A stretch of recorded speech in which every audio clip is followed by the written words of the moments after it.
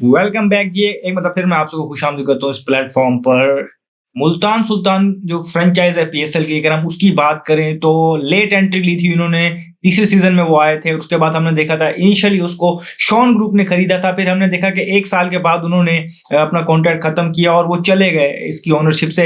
उसके बाद हमने देखा कि जो 2018 का ड्राफ्ट था उसमें हमने देखा कि पीएसएल के जो मैनेजमेंट थी या पीसीबी की मैनेजमेंट थी, उन्होंने टीम को ओन किया और ड्राफ्ट में वो गए, उन्होंने ड्राफ्ट की पिक्स पीसीबी ने ली। फिर हमने देखा कि 2018 में तरीन ग्रुप ने जो ऑलरेडी ड्राफ्ट में पिक की हुई टीम थी उसको लिया। फिर हम देखा कि उसको पहले जो तरीन ग्रुप में अगर हम बात करें तो जो आलमगीर तरीन थे उन्होंने चलाया। फिर हम देखते हैं कि जब उनकी डेथ होगी तो उसके बाद अली तरीन ने आके इस फ्रेंचाइज को चलाया। अब हमने 2025 में देखा कि जब कॉन्ट्रैक्ट रिन्यू होने थे तो मुल्तान सुल्तान ने वो कॉन्ट्रैक्ट रिन्यू किया नहीं या उनको वो भेजा नहीं गया। वो सारी चीजें आपके सामने आई, सारा इंसिडेंट हुआ।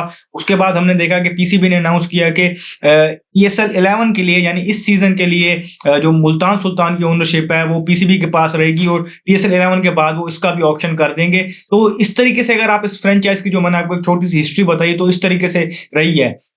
अब बीच में मैंने एक इशू बताया कि अली तरीन का और पीसीबी का या पीएसएल मैनेजमेंट का थोड़ा सा जो एक क्लैश चल रहा था, तो लोग ये उम्मीद कर रहे थे कि वो क्लैश बैठ के सॉल्व होगा और उसके बाद ये ओनरशिप अली तरीन के पास रहेगी। लेकिन अभी हमने देखा कि एक टाइम पर जब हमने देखा कि पीसीबी ने अनाउंस कर दिया कि ओनरशिप वो रखेंगे तो लगा कि आप कोई चांसेस नहीं है। लेकिन फिर एक न्यूज सामने आती है कि अली तरीन जो है वो उन जो अभी तक हमारे सामने 4 कंफर्म बिडर्स आए हैं उनमें उनका जो कंफर्म बिडर्स में उनकी सिलेक्शन होगी। तो हमने देखा कि उसको थोड़ा फन और लाइट वे में अली तरीन ने ट्वीट भी किया।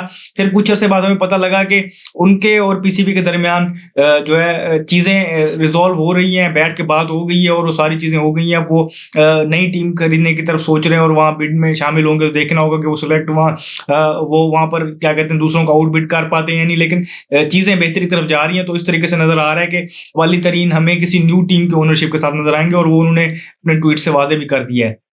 तो करंटली ये मुल्तान सुल्तान का क्या, जो सोर्सेस के थ्रू खबरें आ रही हैं कि हमें एक तो ये तो आपको बता दिया कि पीसीबी ने इसकी ओनरशिप लेनी है। तो वहां से चीजें आई, एक सोर्स के थ्रू खबर ये आई कि जो रमीज राजा हैं वो क्रिकेट अफेयर्स के हेड होंगे यहाँ पर और उसके बाद यहाँ पर माइक हेसन को हेड कोच का रोल दिया जाएगा और सलमान अली आगा को वहां पर कैप्टनसी दी जाएगी। दूसरी सोर्स से खबर आई, वहां पर भी हमें ये चीज सामने आई हमारे सामने के कैप्टन और हेड कोच उन्होंने सेम बताए थे। लेकिन दूसरी चीज उन्होंने ये बताई कि जो क्रिकेट अफेयर्स के हेड होंगे वो आकिब जावेद को बताया गया। आप दो सोर्सेज और मेजोरिटी अगर हम देखते हैं उनकी खबरें ठीक भी साबित होती हैं तो नजर आ रहा है कि हेड कोच और कैप्टन की हद तक तो नजर आ रहा है कि मतलब माइक हेसन और सलमान अली आगा ही रहेंगे। जो पाकिस्तान क्रिकेट टीम में भी हम देख रहे हैं कि वही है। उसके अलावा जो जिसे कहते हैं डिस्प्यूट है या थोड़ी सी दोनों सोर्सेज के दरमियान जो जिसे कहते हैं डिफरेंस है वो क्रिकेट अफेयर्स के हेड के बारे में कि ये तो पता था कि हमें कि पीसीबी एक क्रिकेटर ढूंढ रहा है जो इसके अफेयर्स को उस साल के चलाए। तो ये देखना होगा कि रमीज राजा आते हैं या आकिब जावेद आते हैं तो ये सारी चीजें देखनी होगी। लेकिन करंटली अभी ये बताया जा रहा है कि जो फ्रेंचाइज है मुल्तान सुल्तान उसको इस साल के लिए पीसीबी के अंडर जाएंगी। ये तो आपको बात पता चल गई।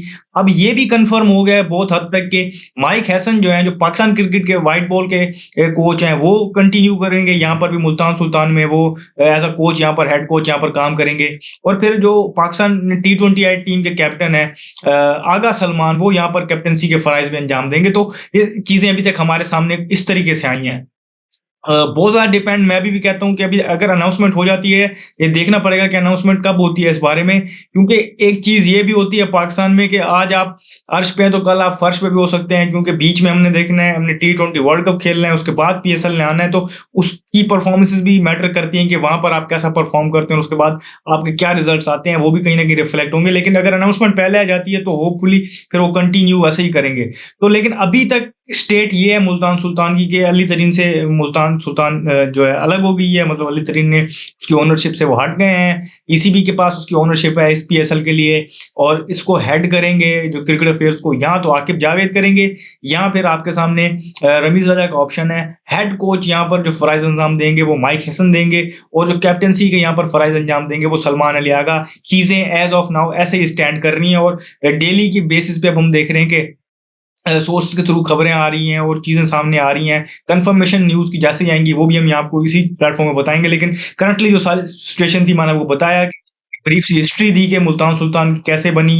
फिर मैंने आपको बताया कि पीसीबी क्या कर रहा है। फिर मैंने आपको बताया कि जो एक्स ओनर थे मुल्तान सुल्तान के अली तरीन और पीसीबी उनके दरमियान मामला किस पॉइंट पर हैं और कहाँ पर वो स्टैंड कर रहे हैं। फिर मैंने आपको एंड पे ये भी बता दिया कि मुल्तान सुल्तान की जो मैनेजमेंट है वो किस तरीके से देखेगी और वो सारी चीज़ें मैंने यहाँ आपको बता दी हैं। तो जो भी फर्दर अपडेट्स होंगी, ऑफिशियल कंफर्मेशन होगी या जो भी होंगी, वो हम यहाँ आपको देंगे इस प्लेटफ़ॉर्म पर। मुझे दीजिए तब तक इजाज़त। शुक्रिया। अल्लाह हाफ़िज़।